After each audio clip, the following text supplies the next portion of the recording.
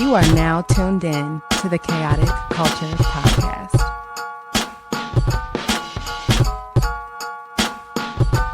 It's the KKP on your mother flipping airways. Hear the name ringing through the halls and the stairways. You were listening to a pod that can segue. All the latest topics guaranteed to fill your headspace. It's a safe place to voice your opinion. Say what you feel just like you're a kid again. Ked the pro and friends black as obsidian. Chaotic culture, that's the world we living in. So what's the word?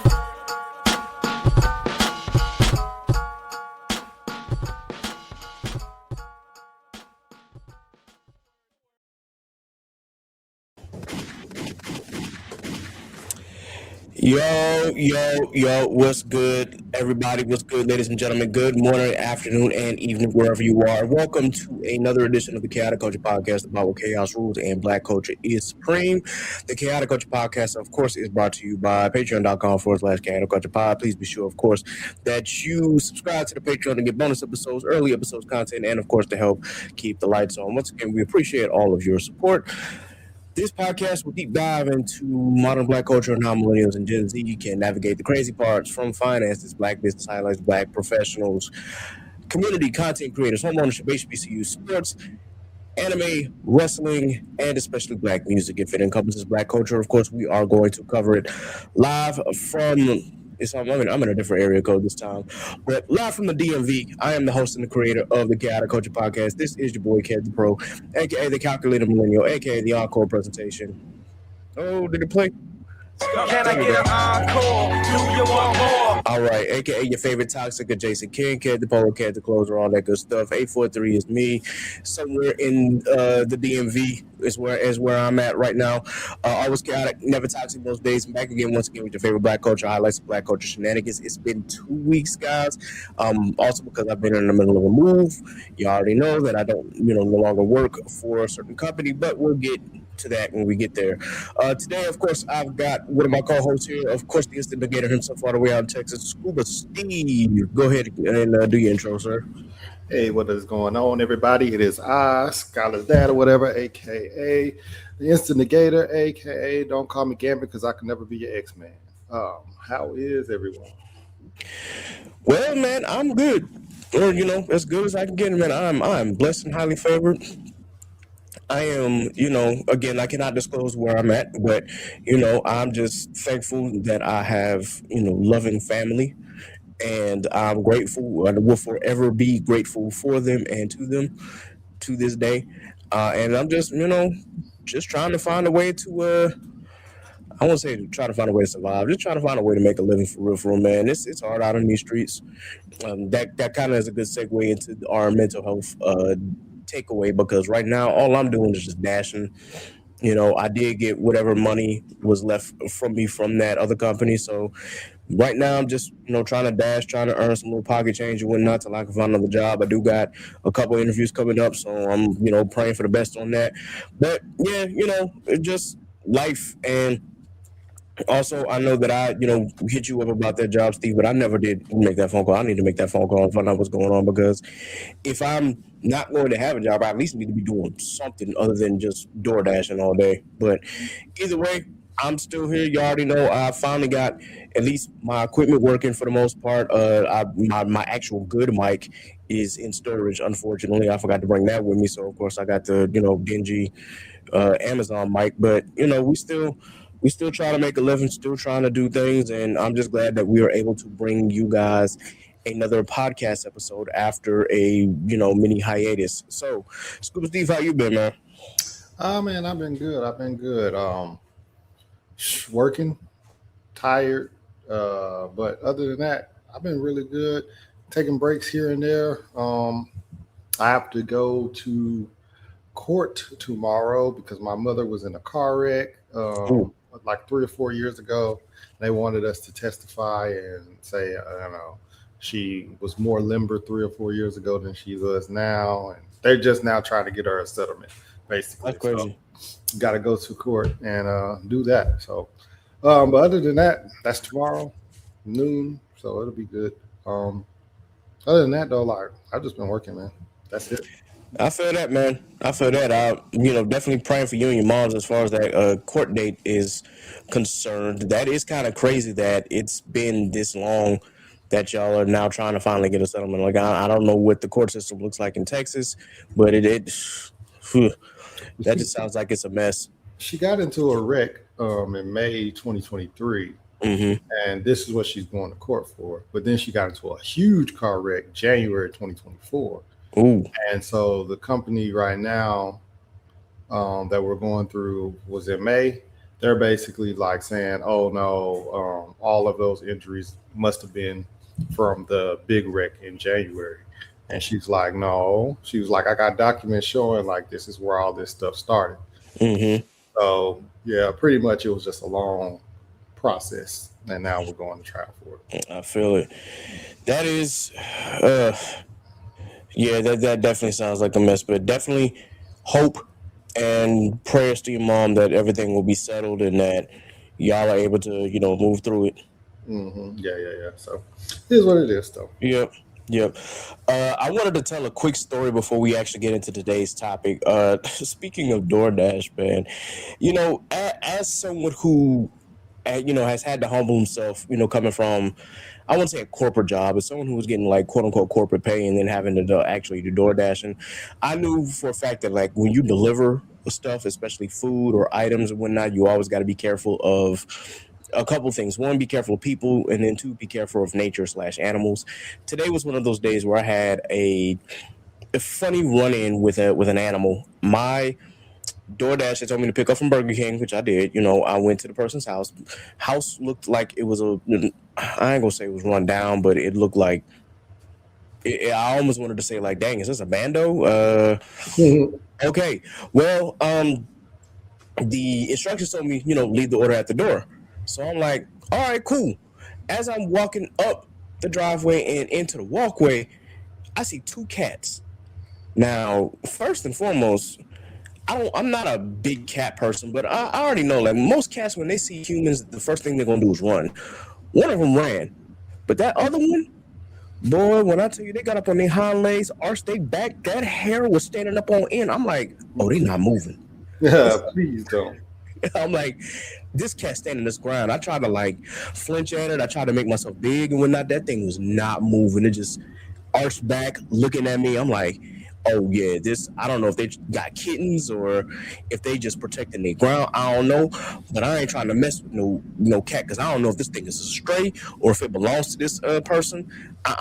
And like I was trying to figure out a way to leave the food because I'm just like, dang, I can't really leave it on the doorstep because the cat guarding the daggone doorstep.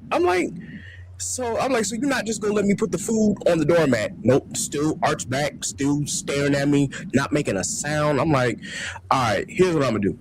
I put the Burger King food right in front of, it looks like a covered motorcycle I think they had. I put it right there and I took a picture.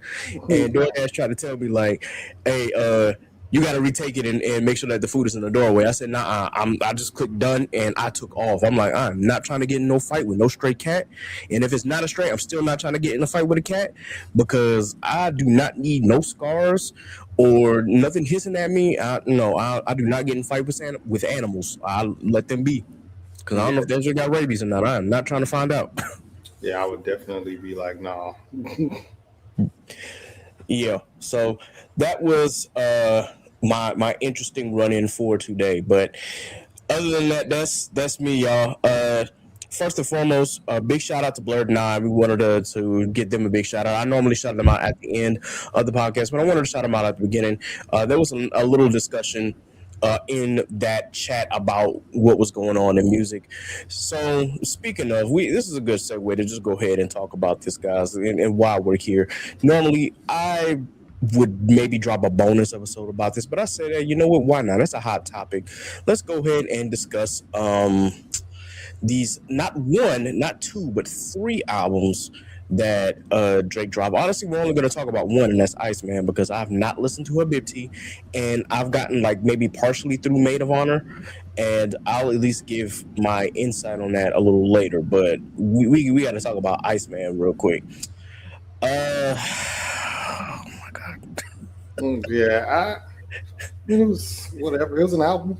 It was an album. That's the best way that I can put this. We'll get into more depth, guys. I just wanted to start off by saying this album is mad okay. Yeah, Like, I mean, it's better than his other albums though, or his most oh recent. yeah, I guess it's for me. It's the way that people were hyping it up to, that it'll be the best thing ever. I'm like, it's better than For All the Dogs. It might be better than Certified Lover Boy, but that's not saying much. Yeah, So, but yeah, this album is just mad okay, and we'll go through track by track and how we felt. I did not give Drake any of my streams. I promise I'm not a Drake hater. I just don't care anymore. Like I used to be a Drake fan, and then after Scorpion, it's just kind of been like, dude, what are we doing? Like this, I'm not amused anymore. I don't get excited for Drake anymore. So, and I said this on the Instagram page for Chaotic Culture Pod. I just said I just got to come to the conclusion that Drake don't make music for me anymore. Like I've outgrown the music that he makes, and it would be one thing like if the artist grows with the music. Like I would like to hear some more introspective things, and I heard a little bit throughout the album, but not enough to make me care. It seemed more, about his gripes with his feuds and his beefs than about anything personal, for real, except for one track, which was the beginning track. But that being said, yeah, this was just mad okay. But we'll go track by track and we'll give a score in a minute. But yeah, I just wanted to get that out there. So if you love Drake and you are expecting this to be, all praise and that we are like, oh, we love Drake, we are, OVO for life or OVO stands, this is not the podcast for you. If you are expecting us to like absolutely dump on it, like like Kendrick fan, I mean I'm a Kendrick fan, but if you're expecting us to absolutely dump on it, you might be you might get a little bit of that. You ain't gonna get it like throughout the entire thing, but we are trying to be as objective as possible here. Like we are not here to sit here and join on the Drake hate train. We just want to give our honest opinions and let people know how we feel, because how I feel is just kind of like it's there, but somebody else might feel the same way, somebody else might feel different. Of course, if you feel different, feel free to let us know. But anyway, first and foremost, Steve, I just wanted to ask you, how did you feel about, hearing that Drake wasn't dropping, but not one, not two, but three albums that night? I didn't know. I didn't know until the next day, and I was listening to the ICEMAN, whatever, and then I started seeing people posting that there was other albums, and I was like, I'm not sticking around for two more albums. I was all like, and then when I found out that like one is more like singy, which that's what I liked about Iceman the most, was that he wasn't singing. Right. I don't really care for that type of Drake. So I just was like, right. Yeah. So I was like, oh, okay, cool. So if that one is the singing Drake, he can keep that one over there for the people that care for that content. I just didn't, so I just was like, nah, I'm good. And then I saw that little snippet with the Sexy Red song, and I was like, that's on the other album. Yeah, I'm good, bro. I was like, oh, I'm good. I don't understand. Like, I work really, really hard. Really, really hard. And I'm not famous, and Sexy Red is, and that bothers me. That means I'm not working hard enough. I'm not working hard enough. So yeah, man, it's just anytime that I hear Sexy Red, I'm just sitting here like, what? I mean, outside of the sex appeal, obviously, I'm like, yo, how is it that she got to be a rapper and we sitting at here like working our behinds off for corporate America? I'm like, I just need to find out what is the secret. Yeah, who? It's not about what you know; it's about who you know. And clearly, she knows somebody. Yeah, she clearly knew somebody, and I think she knew how to make, songs that would catch people's ears, like Pound Town, like just that's the first song I ever heard about Sexy Red. So just the idea of the song was just like, oh, okay, so she raps for, sex / shock value, and yeah, if you want to call it that. But anyway, it is what it is. I had found out the day that Iceman had dropped. I didn't watch the stream. Obviously, I've not watched any of the Iceman streams. I'm fortunate to say that I've not watched any of them, and if I have, they were in clips from somebody who was might have been posting about it. I don't know, but either way, I didn't watch any of the streams. Apparently, the entire Iceman episode 4 stream was just the Iceman album itself. But when he dropped it, of course, that's when he made the announcement. And as I'm like scrolling through Twitter, getting ready to actually like turn in for the night because I'm tired, I see him like, oh, he's dropping two more albums. Goodness gracious. It's a lot How of music. yeah, it's a lot of music, and it's just like ain't nobody gonna be able to let the music sink in. And I think that was purposeful because it just feels like, okay, Drake, you flooding the zone right now, bro. You want to find a way to flood the music scene with all this music that you're dropping. That's 43 tracks between 3 albums. And me personally, I'm trying to figure out, there's got to be like an actual motive behind it. This isn't just a, oh, this is for the fans kind of thing. This feels like purposeful. Like I'm trying to really get that next hit so I can beat Michael Jackson's record. That's kind of what it sounds like. I And think, I think he was trying to get out that record deal. that too. I thought about like, well, this could also be a reason for him to get out the record deal. He's really trying to get out of UMG, which I mean is that's fine too. Like if you feel as though that you want to be independent of UMG, especially with all the litigation that you got going on, then that's perfectly fine too. I'm not judging him based off that.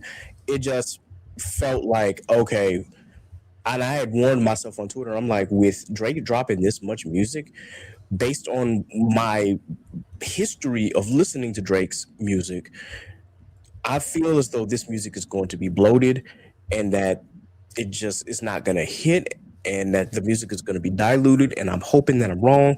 And unfortunately, I was not wrong. So at least based on what I've heard on so far. Now, I could have a different opinion about Maid of Honor. I could have a different opinion about Habibti. But as far as Iceman is concerned, just some initial thoughts from me before I like go track by track. I do like that Drake is rapping in most of this album. Hmm. I do like that. I'm like, okay, I like rapping Drake. Even some of the rhyme schemes, even his, normal rhyme schemes that he does and that he's good at. I'm like, okay, I can get used to that. That's fine, whatever. I do hear that, Drake is rapping, but what is he necessarily rapping about? It's the same things that he always raps about. That was number one. I'm like, okay, the material is repetitive. It's the same things that I'm hearing in previous albums. It's about, your gang. It's about of course shooting at your ops. A lot more of shooting at your ops through this album. This is, about how you, I guess, are feeling in these moments and whatnot. And I can go into more detail, but basically, it just felt repetitive from all the previous albums that we had heard from recently. There's nothing new under the sun for Drake going on in his life outside of how he's feeling after the battle. And Steve, you had made a point in our chat earlier, just like, yeah, he was part of the battle. Of course, we expect him to say something. Like he was literally engaged in the biggest rap battle in the last 20 years. So naturally, of course, he's going to say something. And I expected that. What I didn't expect was the entire album to be like that. Yeah, And that's dragging it. yeah. And so I'm like, okay, I expect you to, get your shit off like Kendrick. Cool, fine, whatever. He's not going to engage anymore. He's already proved his point. I expected you to, take a couple shots over at ASAP's way. That's fine. But then you don't just have smoke for ASAP and Kendrick. You got smoke for Jay-Z, apparently. You got smoke for LeBron, Kawhi, and DeMar DeRozan. You got smoke for DJ Khaled. There's just a lot going on. So this might be a hot take, but basically, Iceman is blood in my eye, but instead of Ja Rule is Drake. Yeah, That's how I felt. yeah. Um, one of the craziest things that he said to me was, he said to me, one of the things he said on the album to me was when he was like, I'll never, he said, I always have love for Cole, but I'll never forgive him for backing out. But he said it on a song with Future, who Future was the one that kind of in a sense started the whole beef thing with the like that thing. And I'm like, so you mad at all of these other people for doing shit with Kendrick? DeMar DeRozan, all these people that was on stage, you was mad at all of those people. But you don't have a problem with Future, who was like that was on Future's album. That was, I don't understand what the problem is.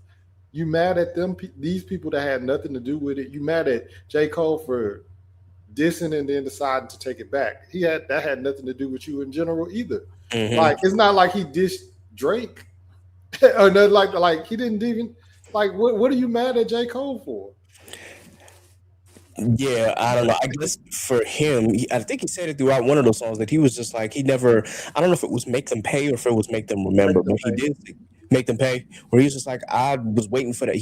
J. Cole had never called him, I guess, so he's waiting for that phone call. And I'm like, I kind of get that, but what do I got to call you for? Yeah, it's just like and like I said, it's the same thing with like DeMar DeRozan played basketball.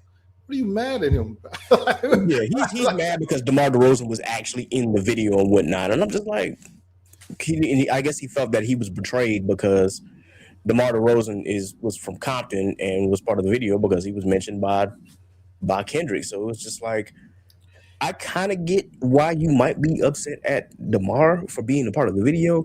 But for one, why are you mad at Kawhi? What the hell Kawhi had to do with all of this? Kawhi from LA too, but I think Kawhi was at the pop out, but I don't even think he got on stage. I think he was just in the audience. Yeah, I mean, you mad at these people for that, but you cool with Future. That doesn't make sense to me.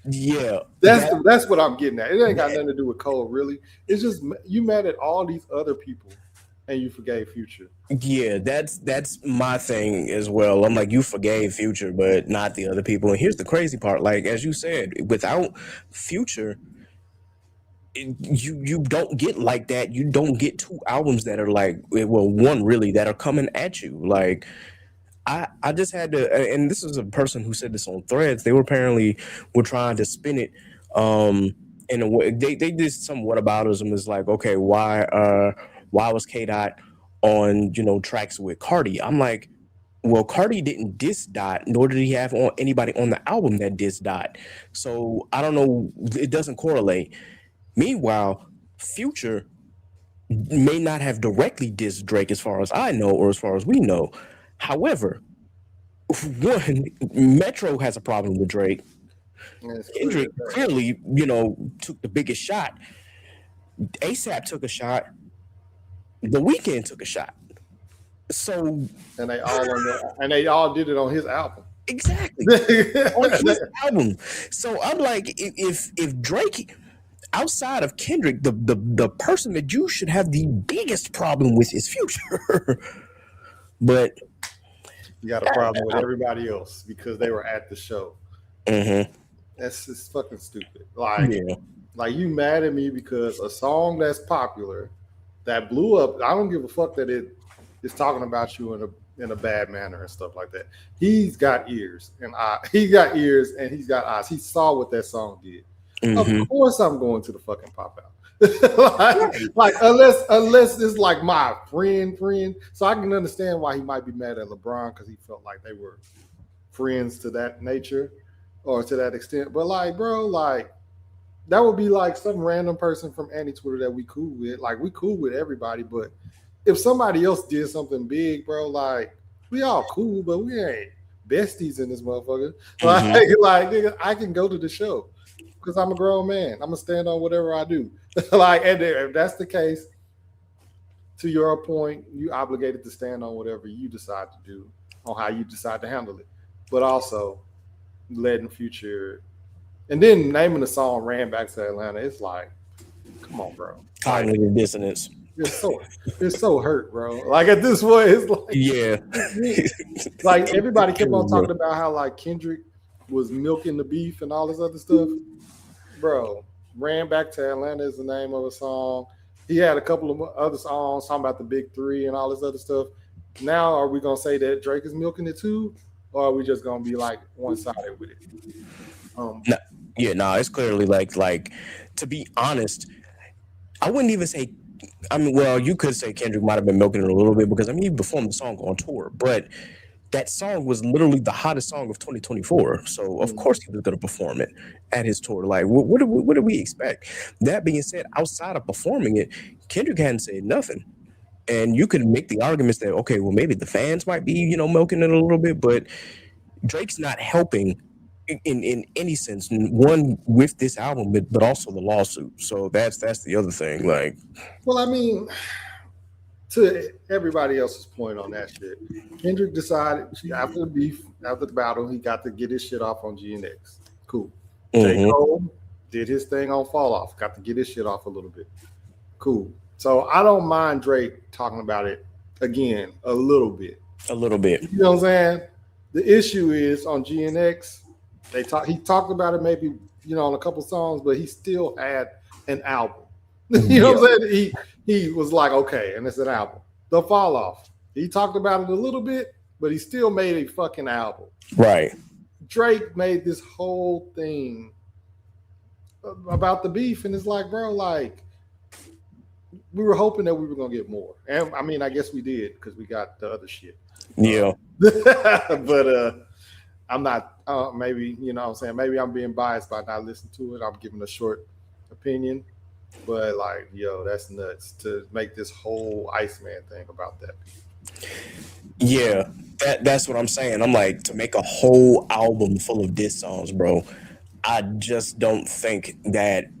I don't think that was the right answer. But again, if you talk to his fans and let his fans tell it, they say this is the best thing ever, and that this is the greatest Drake album ever told. Not the reasonable Drake fans. I'm talking like the super stands that Drake can do no wrong stands. And maybe he felt like, sorry to cut you off, but maybe he felt like I should make a whole album dissing because Metro and Future did a whole album dissing. So maybe he felt like I should make a whole album dissing them.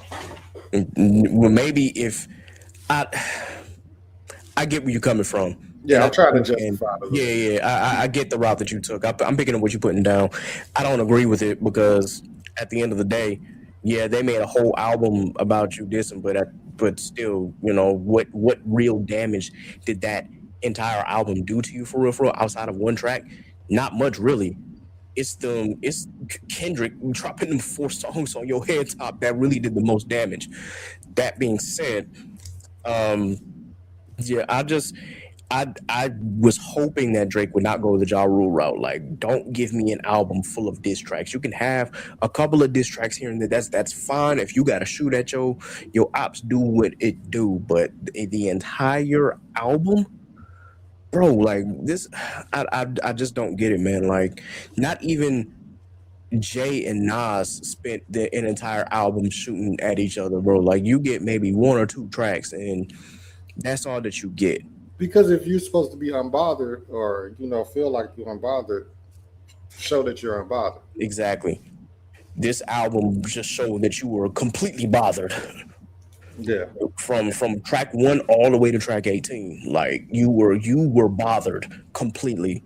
And I mean, he even admitted it himself that like that July was the worst that he's ever felt. And I'm like, well, at least he admitted that he took a L. Make a song and make it vulnerable. You know what I'm saying? Like, I think, and honestly and truthfully, with it being May right now too, it's like you right here next to the summertime, bro. You could have gave us a bunch of summertime anthems, slaps, things like that, and I didn't hear one, but the radio will determine that because they'll find a song and then they'll play it. Yeah, if I had to guess on which one, at least in ICEMAN, because you could probably find a couple of songs on Maid of Honor that you can probably throw on, like even that Cheetah Print song, which yes, I did listen to through shout out to Therapy.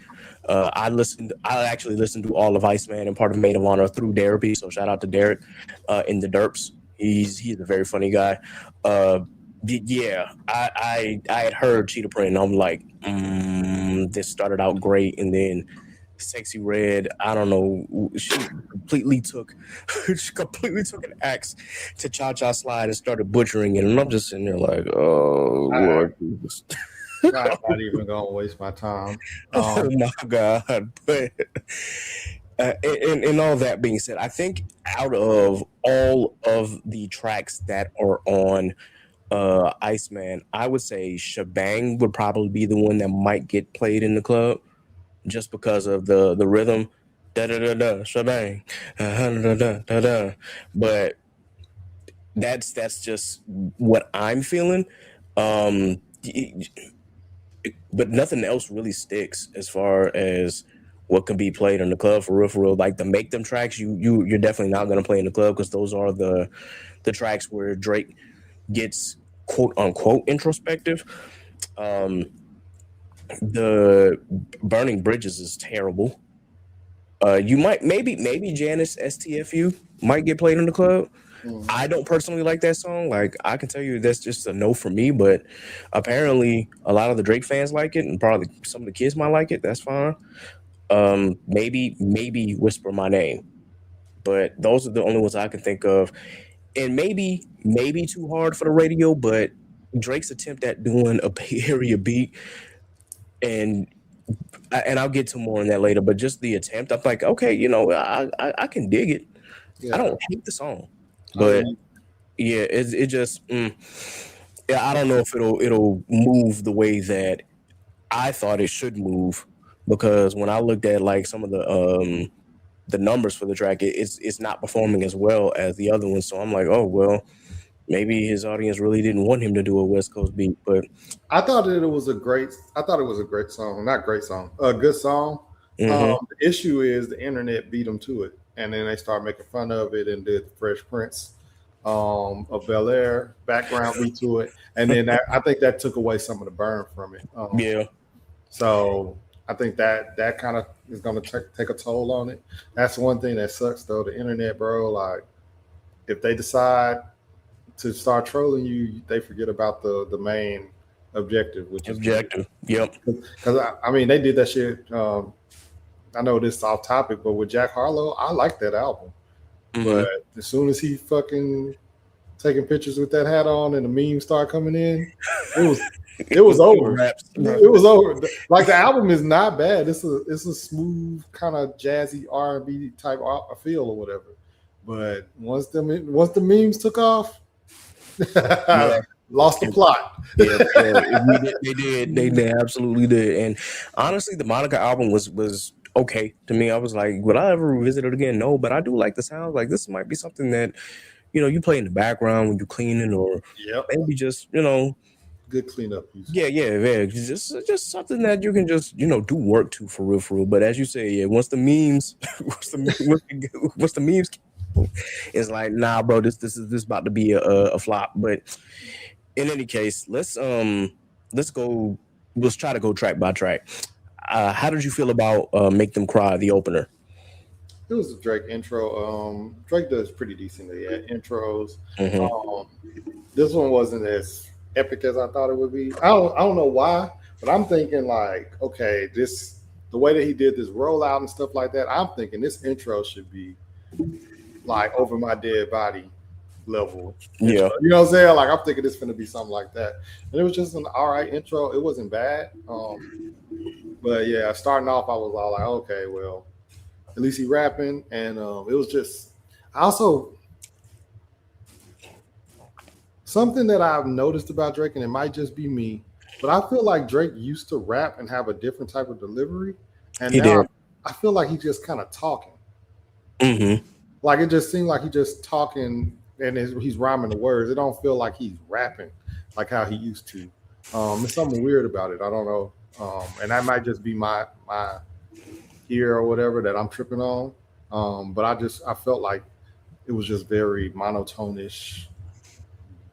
I don't know. It was kind of bland. No, you're not the only one, bro. For me, I think it's just like the hunger is gone. I don't hear the hunger like when I listen to intros like Tuscan Leather off of Nothing Was the Same. I hear like the hunger still. in Yeah. his voice on trying that, like, because this, in my opinion, nothing was the same was his actual magnum opus. That was his crown. Not, Take Care ended up being more of his crowning achievement, but I thought that as far as rapping Drake, that was his crowning achievement. That was as close to introspective and rapping Drake that we gonna get. But when you can hear that hunger in his rhyme scheme, like he is delivering on Tuscan Leather. He is delivering throughout that entire album. But yeah, for this, it just feels like he's going through the motions again. Yeah. And he used to have like a swag and like a cockiness about him, and it just feel like his delivery is just not there. I mean, he's still. I think it was more so like a cockiness, but in a cool way. But now it's Mm-hmm. more of an arrogance, like Arrogant. just yeah, and it come off assholeish. Mm-hmm. I don't know. I don't know, man. I could be nitpicking and just doing too much, but I just really feel like, in my opinion, that he just is something missing from what he used to like have. And like you Yeah. said, it could be because he's been at the top so long, he just don't got it like how he used. He don't have to care no more. Mm-hmm. He used to rap like the Rings do. You know what I'm saying? Like, Yep, absolutely. I think that for me, Make Them Cry was a decent intro. It was really good. It lost a lot of its luster for me just because like when I start listening to the lyrics and start picking up on things that he's saying, some of this starts to like really make me question once again Drake the person. Because the cognitive dissonance within this track is crazy. Like for one, you in the track about your dad is battling cancer. Y'all are going through stages, and then I see a clip about your dad saying that he doesn't have cancer anymore, that his cancer is in remission. Which thank God that it is. But I'm just like, Drake, how long ago did you write this? Because are you trying to like garner sympathy points with this? And the moment that thought popped into my head, I said Euphoria. yeah, Yep. bro, you're doing anything at this point. Right.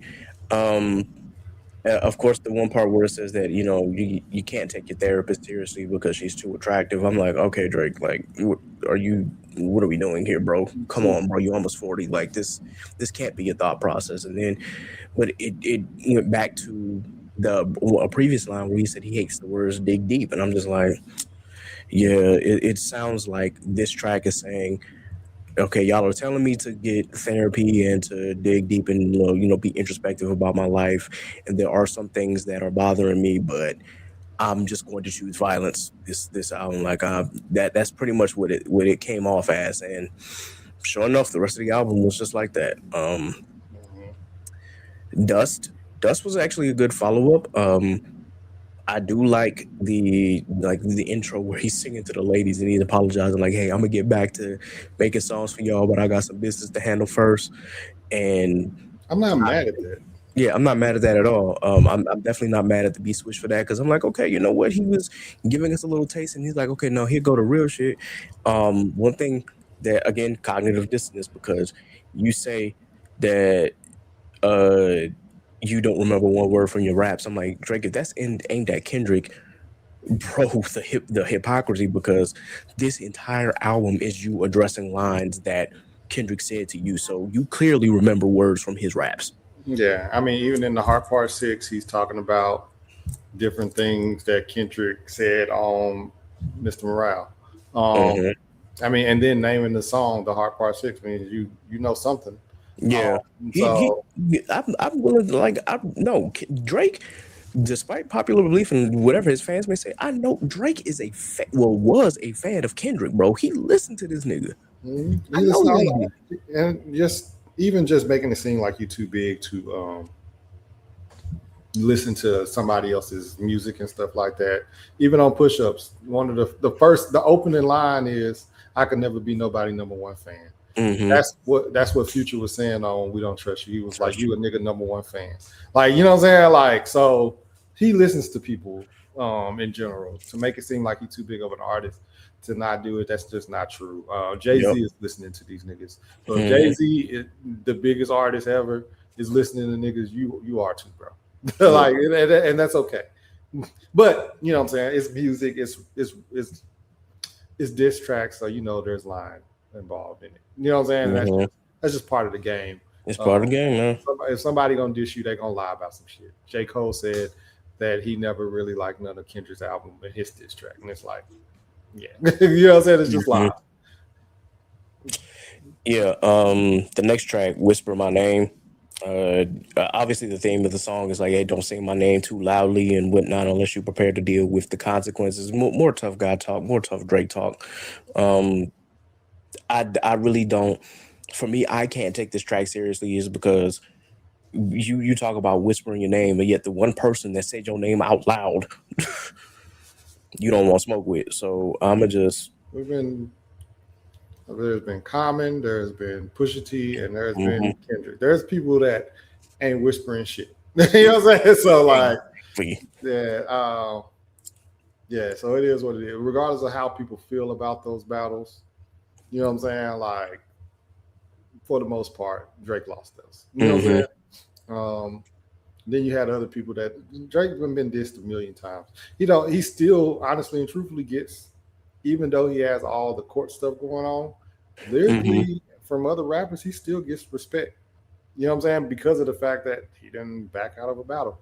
Yeah. You know what I'm saying? Like, straight up. Yeah, and that's the one thing that I will always give Drake respect for, which he actually says that and make them pay. He was just like, man, you know, I'd rather choose death than submission. And unfortunately, and I don't mean to shoot at Cole, but you know, Cole chose to submit and back out.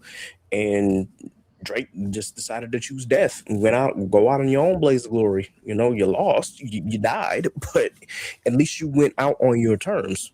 Yeah, so that's why I'm saying I'm not mad at that at all, and I'm a Cole fan.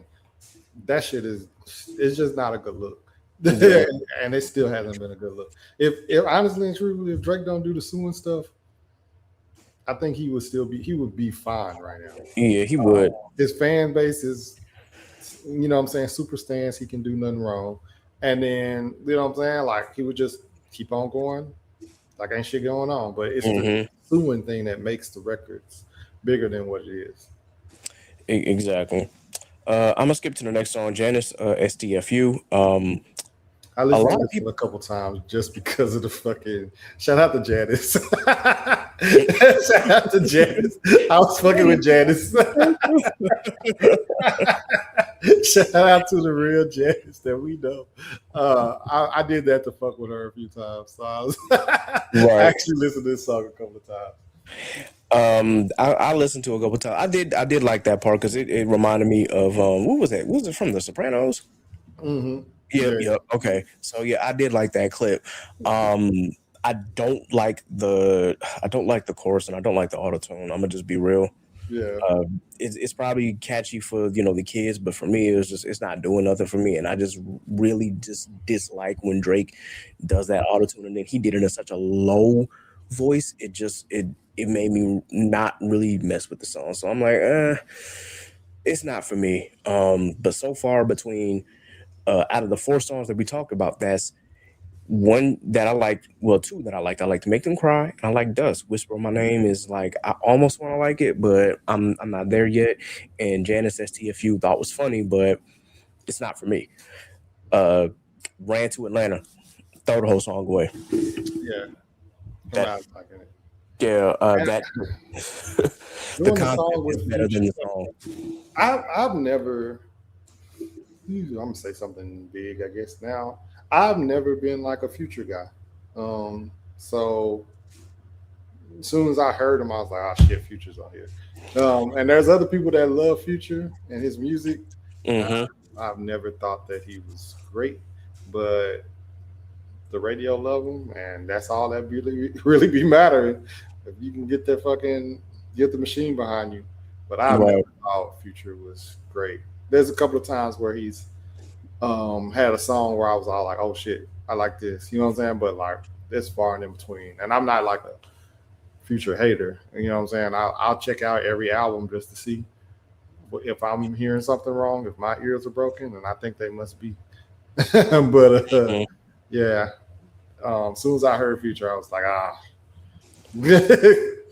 But and then I thought that was hilarious though. I ran to Atlanta. I was like, bro, the fact that you would name this song after a diss that you're suing is It's insane, bro. Like, Yeah, that was Drake's best attempt at trying to troll, and I'm like, it would be one thing if the song is actually good. It's really not. I don't. I'm like you. Like, I'm not gonna say that I hate Future. I just I can only take him in like spots because there's some Future music that's great to me. Like we talking March Madness. Like March Madness will always be one of my favorite Future songs. Like I sing that all day, every day. Um, Fuck up some comments. Like that's one that I'll okay, yeah, cool. But a lot of Future stuff, especially like some of his more recent stuff outside of like that, I've just been like, it's just not me. mm, But that might be just because I I grew up on Meathead and like early Future, like when he was like in his Pluto era, like that Future I liked. But then mm. like after a while, it just was like, okay, yeah, it's not for me anymore. Yeah, and I just don't know that. But I mean, and like I said, there's a couple of songs that I play, and I'd be like, oh, I like this, because there's sometimes where I feel like I can make out the words that he's saying, and he actually rhyming and going. But there's some other times where I'm just like, bro, I don't know what the fuck is going on. Mhm. So, but yeah. So as soon as I heard that, and then just the title or whatever, I was just like, nah, this ain't it. Yeah, it's not, and even with the beat switch, I just like I'm just not feeling it for real. But between the gimmick of the song and this, and then I guess shout out to Molly Santana. I'm really not feeling her verse at all, but you know, Molly Santana, New Hannah, Montana. Molly Santana, New Hannah, Montana. That might be stuck in my head for a while, but I'm just okay, I'll check her out. One thing I will give Drake is that if he can find a good new act to get on a track with, I'll at least check out the music. I'm not biased here, but it's not for me. It's not for me. What's next? Shebang. Okay. The the one problem that I have with this song, uh, I do think that this could probably be the actual club song that they play in the club. Like just from the way that I've seen some of these TikToks dance to it. The one thing that got like crazy because I know Quavo was on here. Um, one of the lines is "Where does it go, my head?" and then you got Quavo shouting "Mama" in the background. That Mama shit is just yeah, that really kind of made me like go whoa, like because that's too close to the thing with takeoff. It's like, yo, okay, wait a minute, hold on, y'all gotta chill.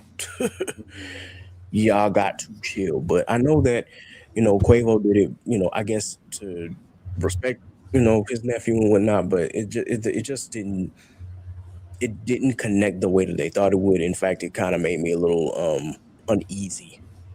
mm, Just because the line, where does it go, my head, and then him shouting "mama," it's just like that's I do not need that imagery of takeoff getting shot. So um anyway, uh I do think that this is probably going this is the one that's probably going to end up in the club.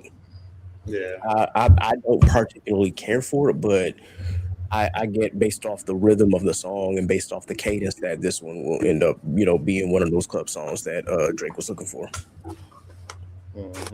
Um, I'll never know because I won't be in the club. Well, I rarely listen to the radio. hmm But it'll pop up eventually, I'm sure. TikTok or something will take it over and it'll be blow up.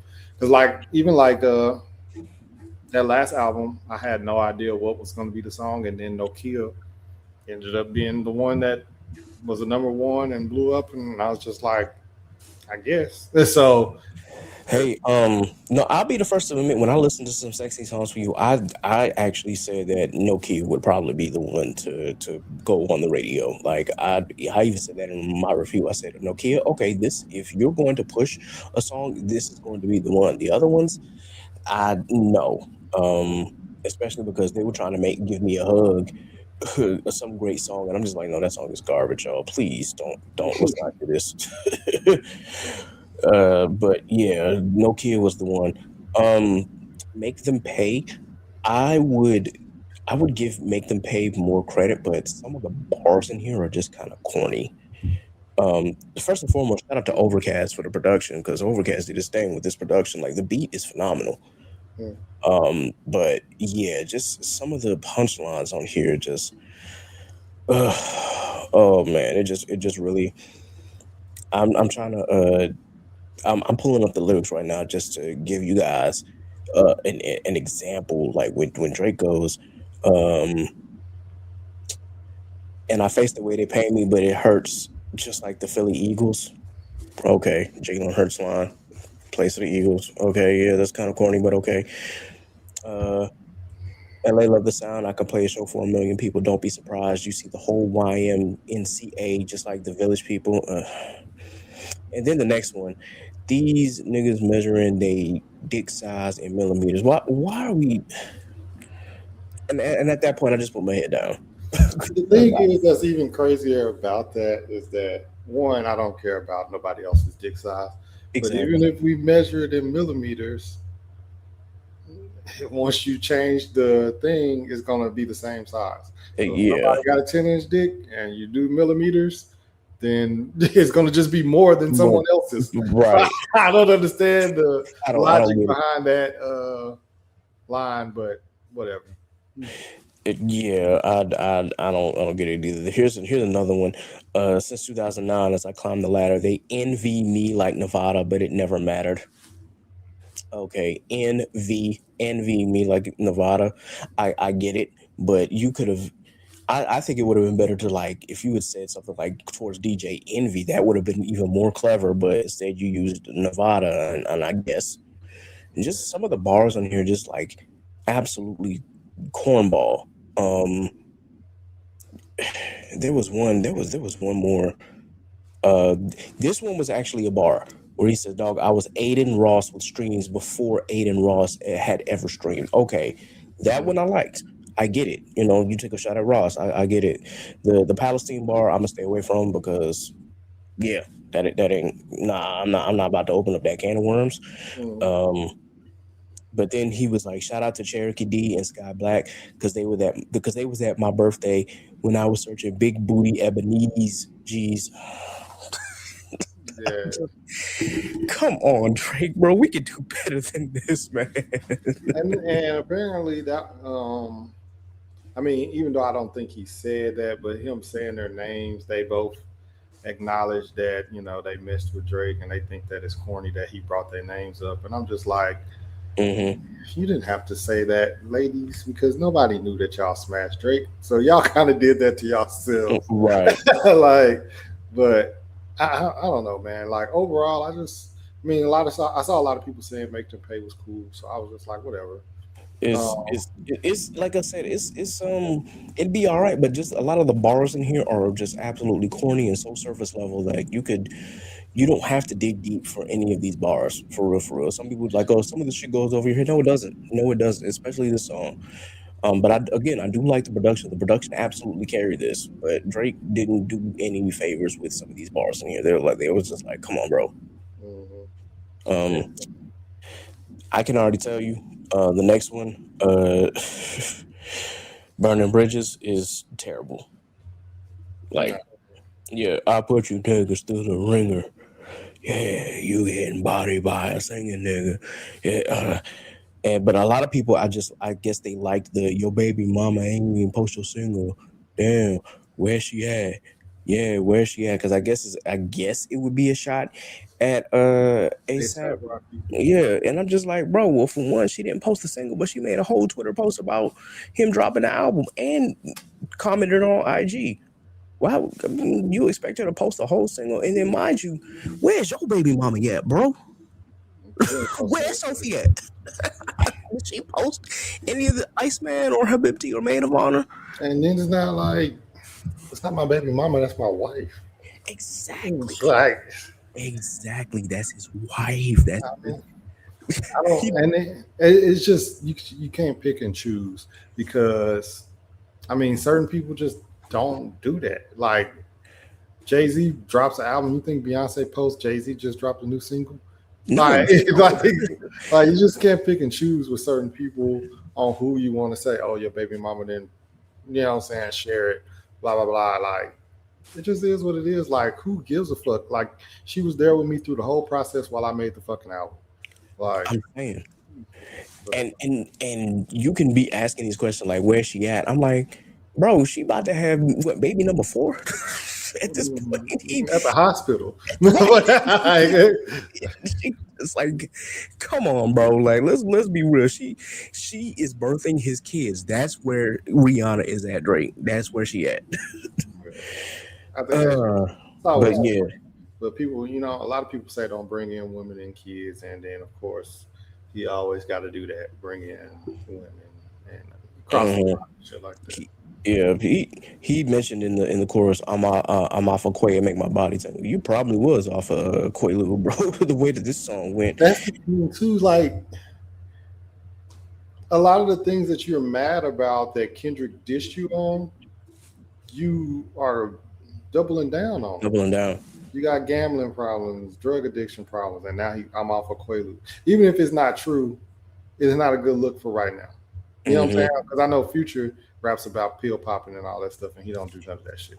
Yeah. So I can understand, but nah. And honestly and truthfully, Future don't look like he do drugs. Drake's starting to look like he does. He does them. Yeah. I will say National Treasure. I liked the first half. This is one of those songs that I had a problem with the beat switch because, like, when G switched to the second beat, I was like, nah, this don't work for me. I know the beat switch thing got popular recently again and stuff like that, but every song don't fucking need one. Every song does not need a beat switch. There's a lot of songs that we're doing great. Like, I'm not a fan of Who the Fuck Is You? I love that song. I didn't like the beat switch. I didn't like that up-tempo thing on Cole's thing. And so same thing with this.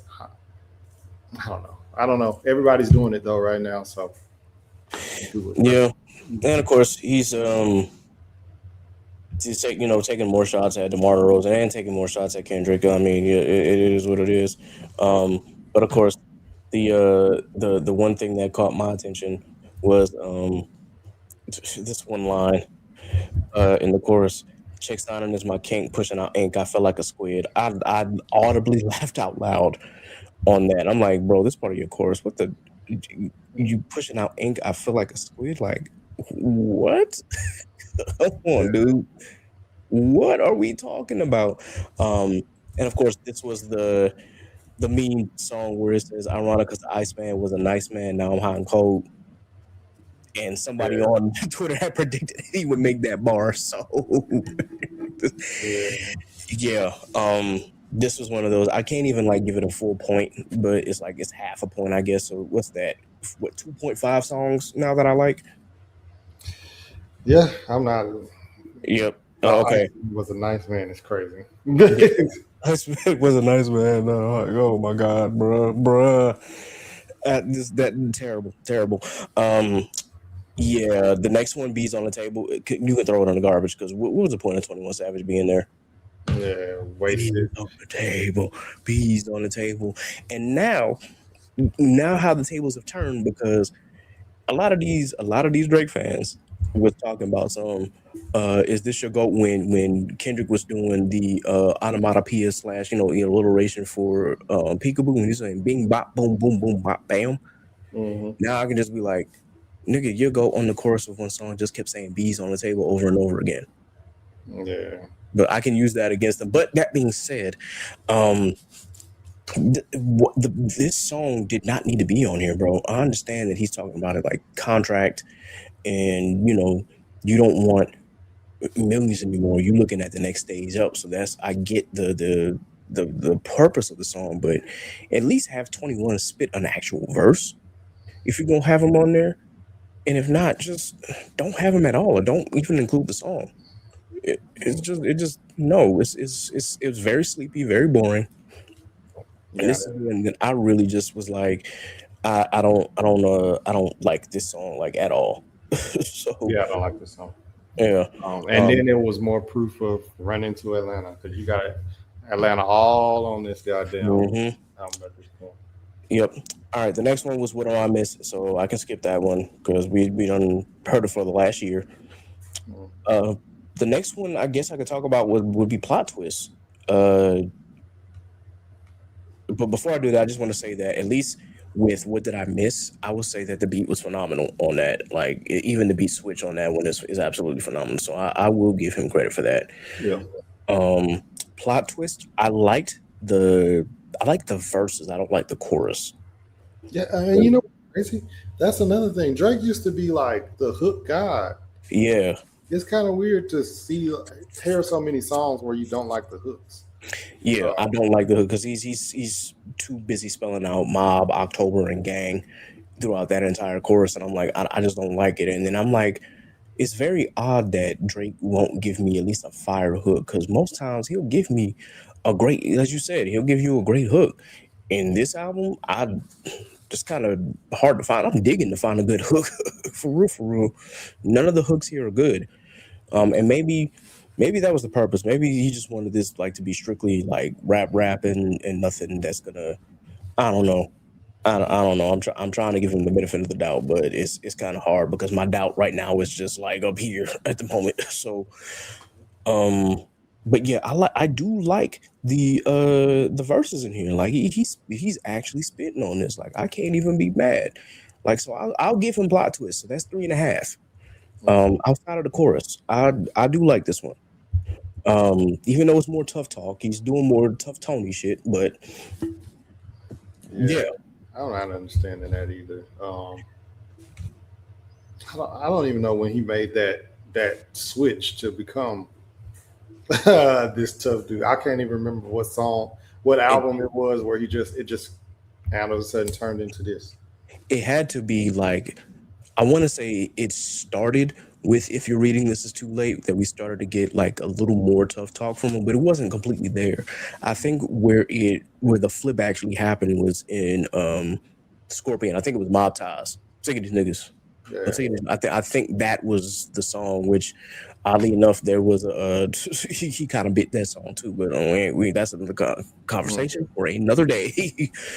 So then is Too Hard for the Radio, which is direct homage to Mac Dre's Too Hard for the effing Radio.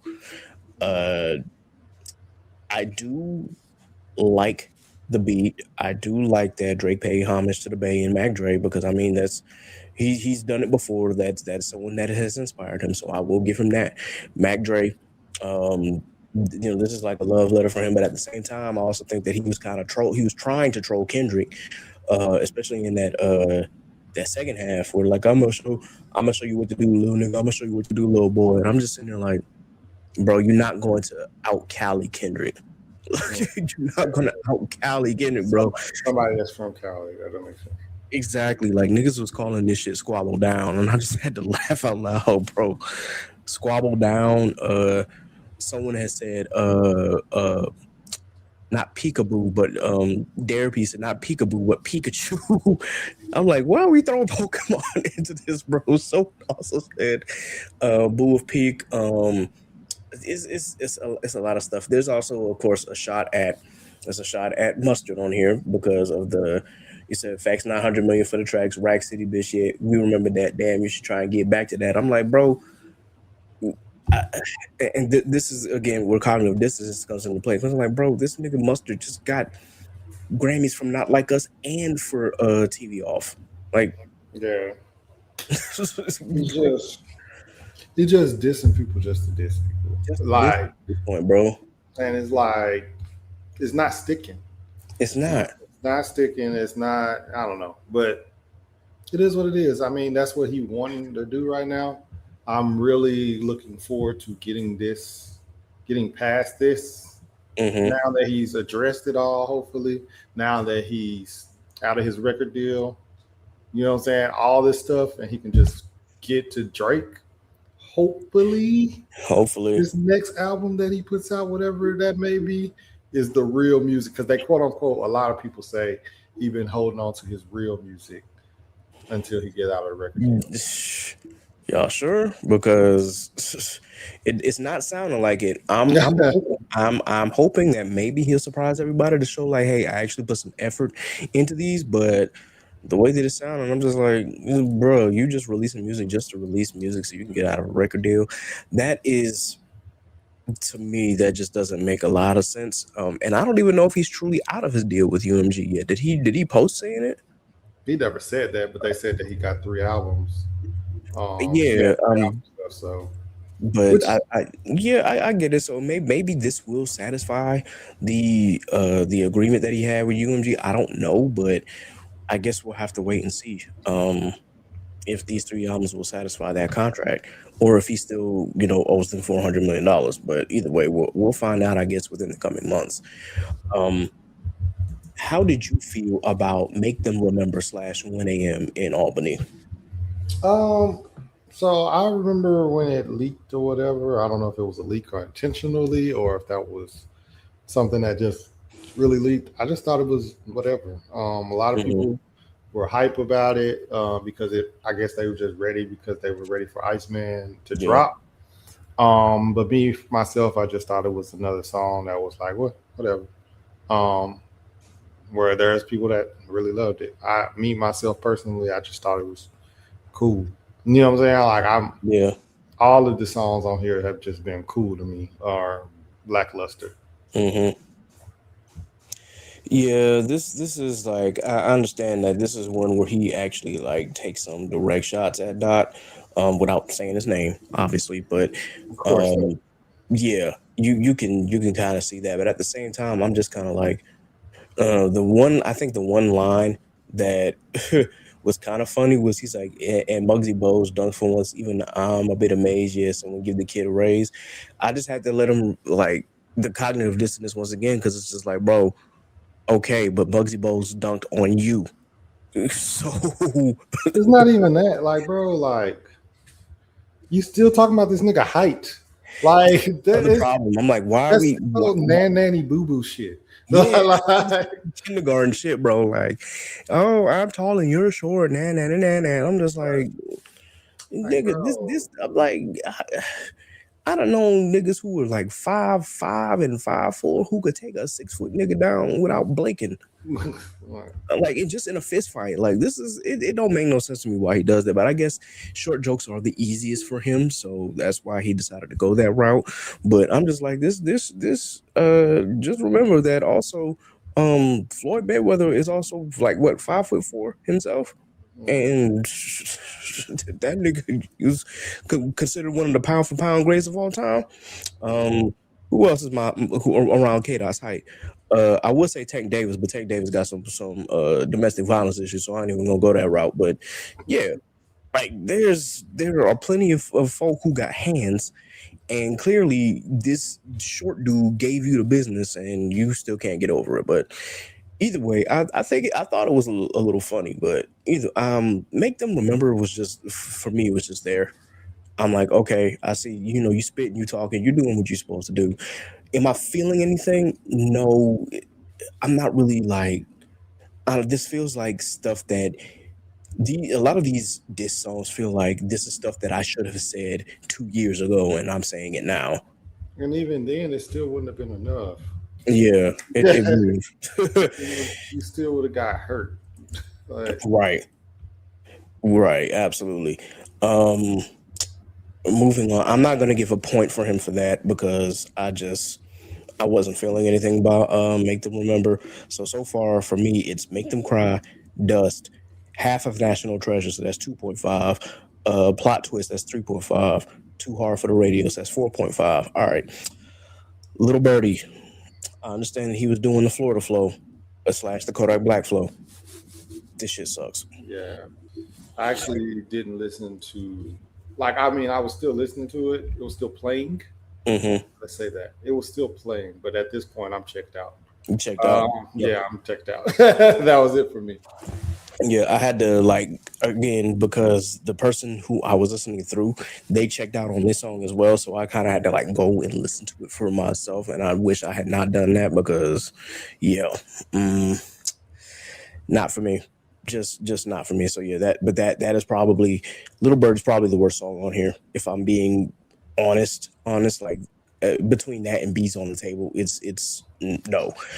He does throw an R&B track on here called Don't Worry, and I don't like it. It's just I'm being honest. I don't like it, y'all. I don't know. It just feels like he's telling people not to worry about him, and then at the very end, he still says like, "I don't know, but what's been up with me?" And I'm like, Drake, you know what's up with you, bro. You just not doing the digging. You not really diving deep like you should have done in the first track, but you decided to choose violence, bro. And I mean, this is what you come up with.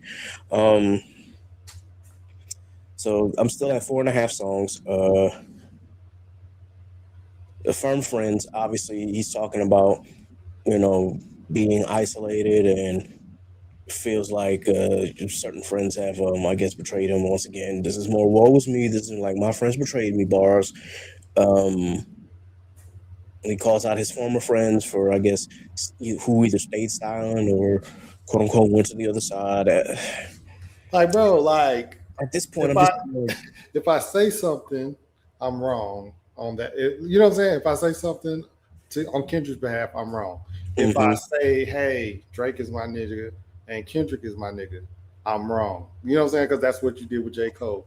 Right. Everybody else that stays silent, they the ones, like if they stay silent, they the ones that's in trouble, except for the niggas from Atlanta. The niggas from Atlanta stayed silent the whole time. The whole time, bro. You didn't say you didn't do nothing. You know what I'm saying? Like, but you don't have a problem with them, but you have a problem with everybody else that quote unquote stays silent. Yeah, the only person from Atlanta that like really stuck by him, I guess, was 21 Savage. 21, yeah, because he was all like, if all of a sudden y'all waiting to dish this nigga, now y'all ain't. Like, and I agree with that. Like, all of a sudden, once Kendrick is kicking his back in, everybody else want to dish that nigga, and I thought that shit was lame. Yeah, I thought that shit was super lame, especially with Rick Ross. Rick Ross is the lamest nigga in the world to me. Yeah, I'm trying to figure out. I still don't know why they started beefing. Like, how did that start? He did a song with French Montana. He didn't like the verse, so he didn't want the song to get released. French Montana was trying to release it anyway. Drake hit that nigga with a cease and desist. So now Rick Ross don't like Drake because of that. Ah, okay. All right, that makes sense. Now I remember. Yeah, because it all had to do with French Montana. Okay. Also, that's another grown man. Let him fight his own battle. Yeah. He got more to say about Drake than fucking French Montana. So with that, I will give Firm Friends credit in one area. Once again, the production. Conductor Williams did his thing on this beat. Listen, I'm trying to be fair. I am trying to be fair. The last one, Make Them Know, I did kind of like Make Them Know a little bit. I will give him credit. This was probably like a good closer for him. I think that we finally get a little bit of truth out of Drake here, because at the end he says, like, what happened to Drake from 2009 when all of the moments was intimate. What happened to Drake with the innocence? I don't think we'll be seeing him again. And it's like, well, you finally tell the truth, bro, after a few years where we noticed that the old Drake wasn't there anymore, but now I think he's starting to acknowledge that he's not who he used to be. But at the same time, I think 2009 Drake, again, was hungry, was, just really coming into the rap game for real. And 2009 Drake should have stayed in his lane in certain aspects. Just a lot of things that I think that if Drake could look back on it now and change some things from when he debuted in 2009, one, for me, it'd be like not really necessarily stay in your lane, but more so take Wayne's advice and don't try to be anything but who you are. Forget, fuck what anybody else got to say. Fuck what the haters say. Just be you. Don't try to like do all this tough Tony talk. Just be who Aubrey Drake Graham is, and leave it at that.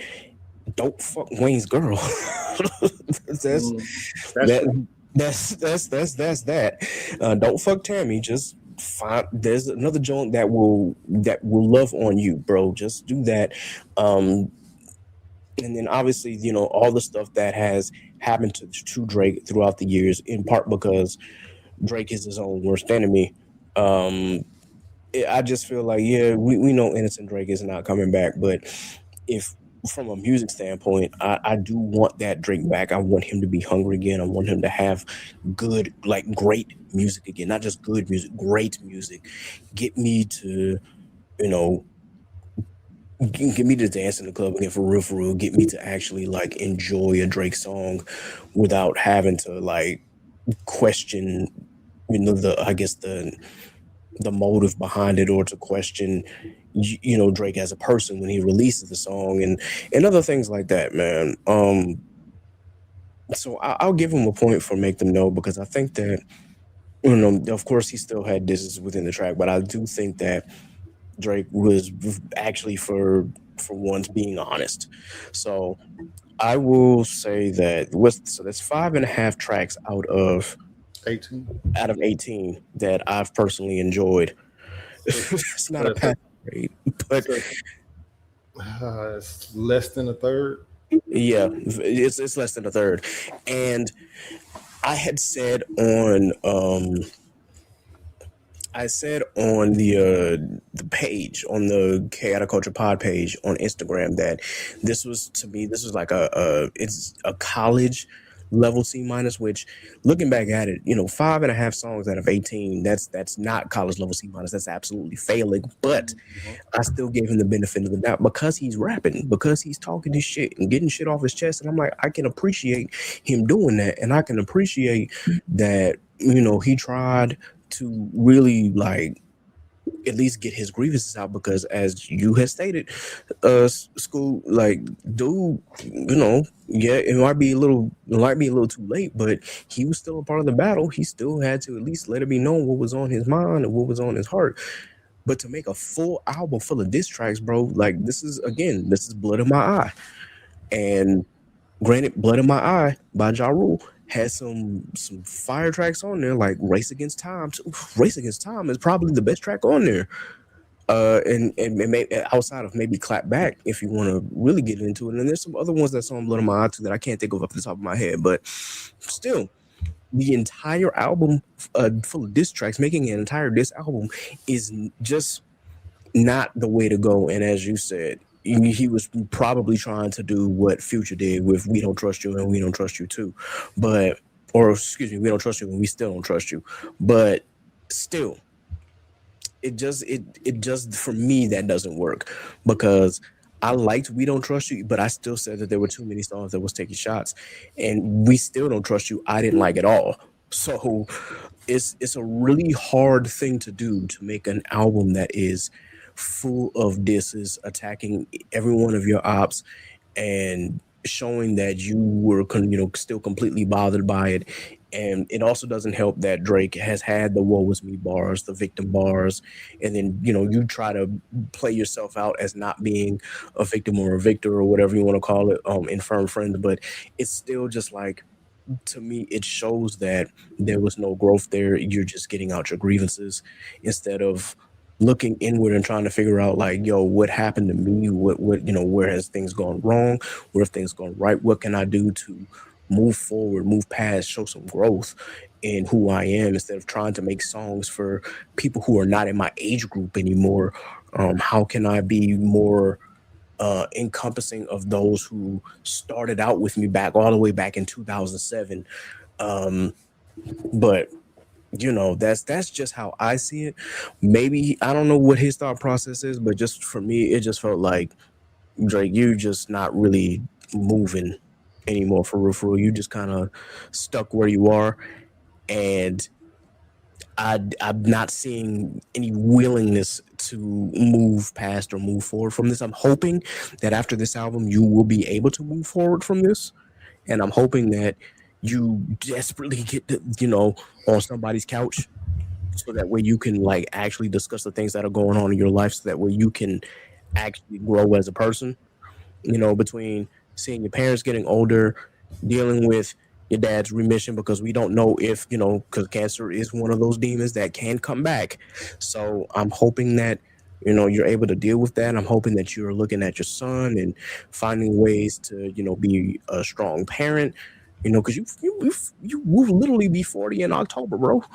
So I'm just, and I don't know, he ain't never gonna pay attention to this podcast, but if somebody out there happens to see this, just tell him that his old fans really just want him to drop great music without him being, the consistent victim and taking shots at everybody, man. Just be you and make fun music or make introspective music, bro.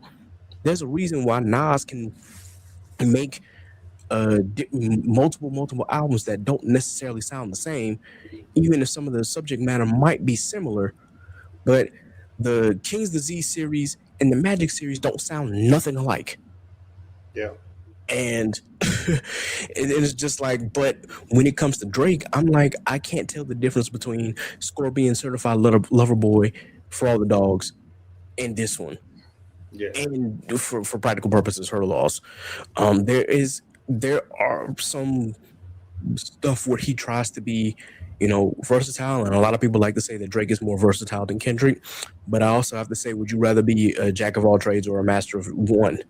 In this case, like in this case, Drake is a jack of all trades but a master of none.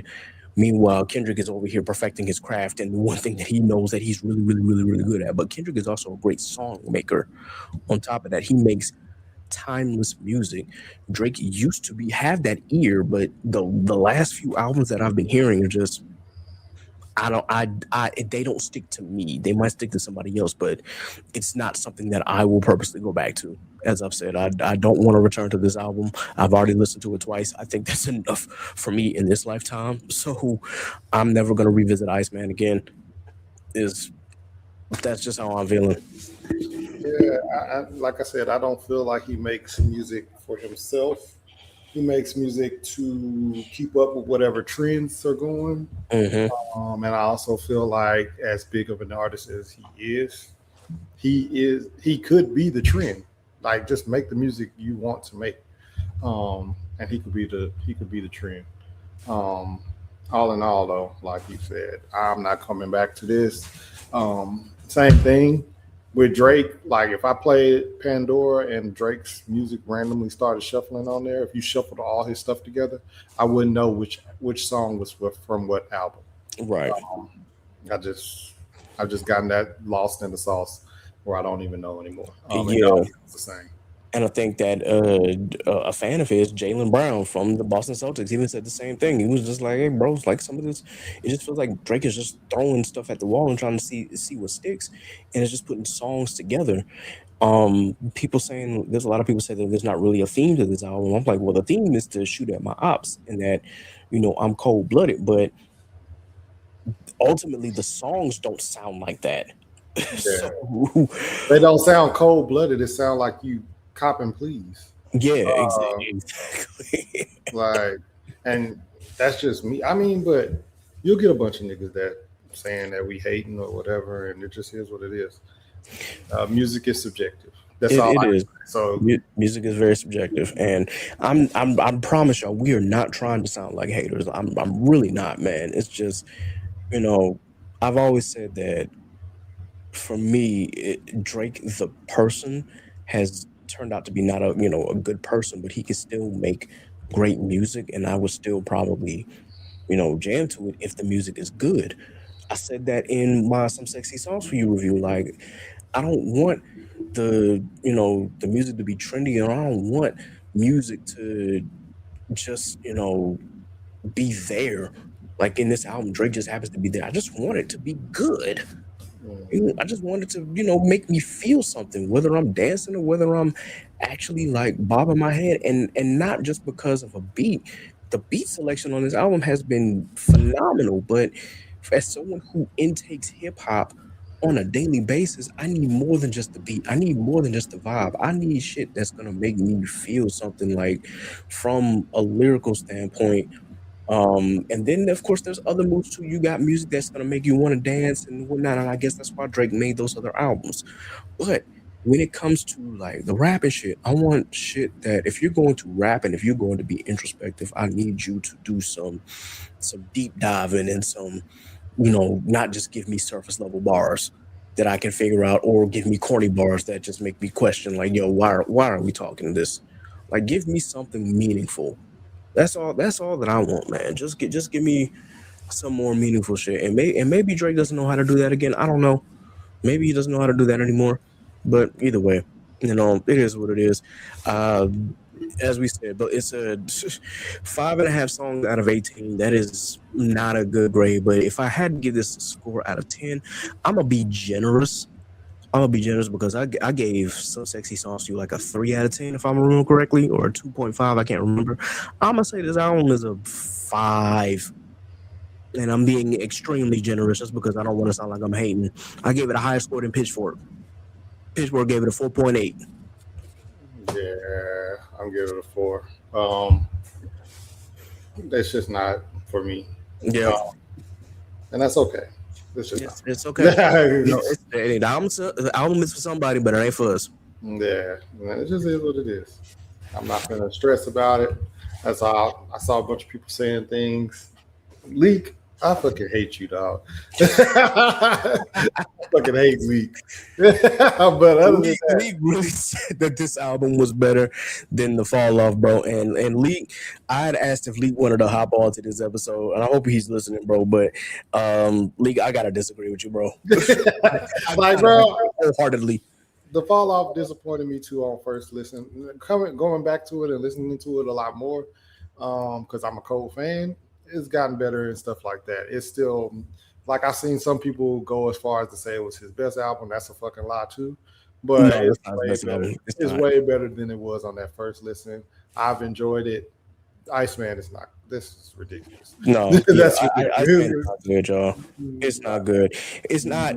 Again, I'm trying to be generous. It's not like it's not garbage. It's not super trash. Because I would forever tell you that my least favorite Drake album of all time is honestly Nevermind. I think that album is absolute garbage. And then For All the Dogs is right behind it. And then Certified Lover Boy is right behind it. This one is better than those 3 albums, but that's still not saying a lot.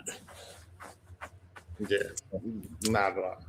Yeah. Well, I will, at least in the next episode, I will talk about whether I enjoyed Habibti and Maid of Honor. Again, Drake is not getting any of my streams because I don't want to waste my Spotify dollars on this. I am too busy listening to other hip hop artists at the moment, but I will listen to somebody else and see if they enjoy it, and if I enjoy it as well. There are some tracks on there that I'm like, okay, cool. But again, that Cheetah Prince song, oh my God. Yeah. Man, doing it. I'm so jealous of Sexy Red because how are you famous? Bro, it's insane. And she's still making music and doing something. She's doing something that I ain't doing. So clearly, because if we could figure out the code, we would not be right here with a podcast mic. Or maybe we would, but we would have more viewers. Yeah, bro, because that's crazy. Anyway, y'all, that's just our thoughts on ICEMAN. It's just like I said, very, very mad, okay to not good, depending on your outlook. So maybe this album is for you. Maybe you enjoyed it. Let us know your thoughts. If you think that this was a great Drake album, or if it was just a Drake album. For me, again, this was just there. It's just here. It wasn't worth the hype, but I've learned when it comes to Drake to temper my expectations. So there's that. Do you have any final thoughts, Scuba Steve, before we get up out of here? Nope, not at all. All right. Sounds good. Now, if you do want some recommendations on hip-hop artists that I think that you should listen to, for one, go listen to Bulldog by Kenny Mason. Oh my God, that is such a great album.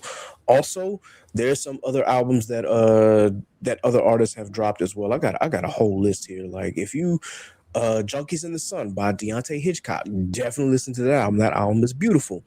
Time Heals Everything by Blue and Exile. That is a great hip hop album. Semi Sims 3 by Buddy. Great album that dropped in April. It's Been Awful by Isaiah Rashad. Oh, that album has so much trauma behind it, bro. Isaiah Rashad has turned more into like a blues rapper than anything, but I think that I really like that about him. So if you have not listened to It's Been Awful, please be sure that you do that. If you want some more grimy shit, listen to 656 by Rock Marciano. That shit goes stupid. For my boy in South Carolina, Nick Grant representing Walterboro, bro. It's the Smile. That album is great. Go listen to that. There is just like I said, I just listened to a whole lot of hip hop here. The Ruthless Records for Drop Tops, this one and this two by Wiz Khalifa and Currency. If you smoke, if you're a smoker, if you a weed head, these are some tracks for you. This one I think is more so like geared towards Wiz, and then this two is geared more towards Currency beats. So definitely take a listen to those if you haven't. Spiral Staircase by Larry June. Listen to that. Pompeii and Utility by Earl Sweatshirt and Mike. Great album. Go listen to it, y'all. Like there's hip hop out there for everybody.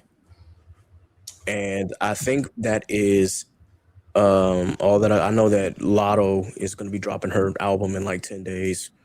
So I don't know if I'll be paying attention to Lotto, but I'll hear from the grapevine if it's a good album or not.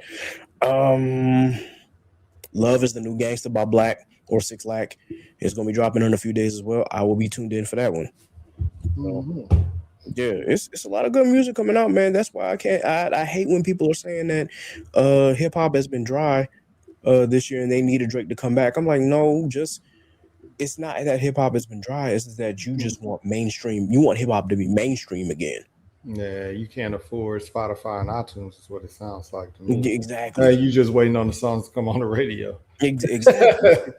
You just waiting for the song to get popping or waiting for the song to play in the club. That's not how hip hop works, man. Like, no, there's so much great hip hop out there that you can listen to and that you can enjoy. Just find it. Or if you need me to be your plug, I got you. I got a whole website full of that's called the Hip Hop Golden Age or Golden Age Hip Hop. It gives me like recommendations on what I should listen to or who dropped a great project, whether it be somebody who is currently mainstream, someone who's not as mainstream but still well known, and even some artists that you may not have even heard of. Like, I'm listening. So just let me know. And then speaking of, I got to get one of my brothers who's a noob that does a hip hop podcast, man.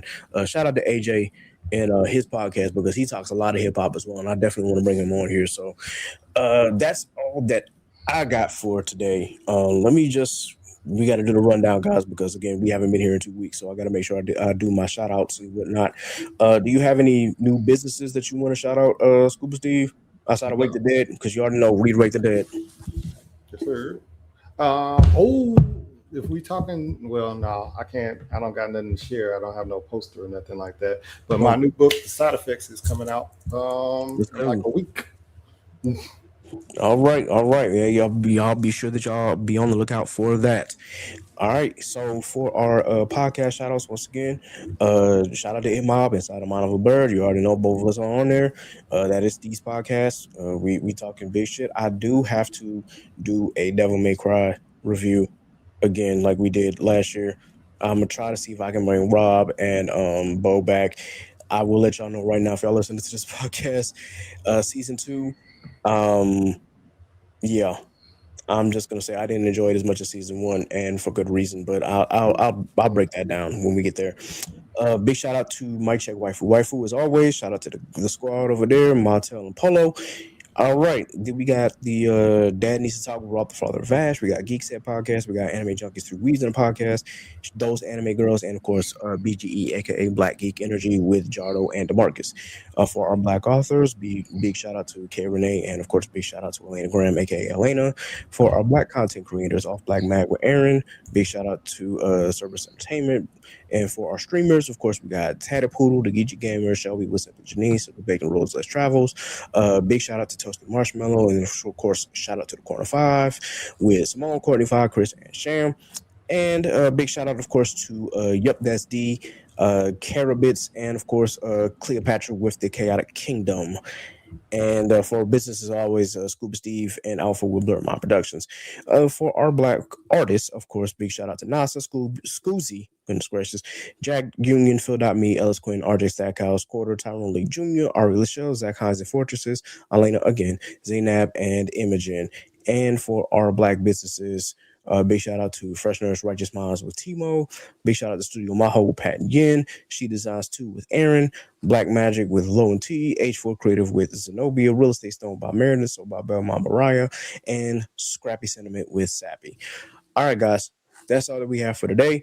Be sure that you like, share, and subscribe to the Chaotic Culture Podcast on your favorite DSP. Please be sure that you subscribe to the podcast for early access to the podcast if you are subscribing to the Patreon there to get this episode early and to get all episodes early as well. We're also going to try to do some more bonus content but I'm kind of in the middle of a move, so we haven't been able to really post much of anything on the Patreon. It's looking a little dry. We will change that. We will be making some changes here soon. Just got to get into a stable spot, guys. That's really all it is. But anyway, you can follow us on all of the social medias. Of course, you can follow the Chaotic Culture Podcast on Facebook. You can also follow us on Twitter/X at Chaotic Culture 1. And you can follow us on Blue Sky at chaoticculture.bsky.social. And you can follow us everywhere else. That includes Threads, Instagram, and TikTok at Chaotic Culture Pod. You can follow me, Ked the Pro. That's K3D the Pro on all social media. Of course, you can follow Scuba Steve at Scuba Steve 1428 on all social media. And of course, you can follow Law on Instagram at L.JR_96. And you can also follow Law on Twitter at Law96_. And of course, you can follow Sappy on all social media at Scraps14. And this has been another edition of the Chaotic Culture Podcast. So until next time, folks, remember, embrace the culture, chaos rules, be blessed, be safe, God is love, and we are out of here. Deuces.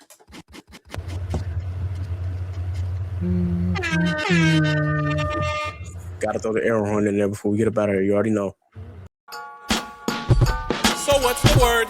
You are now tuned in to the Chaotic Culture Podcast. And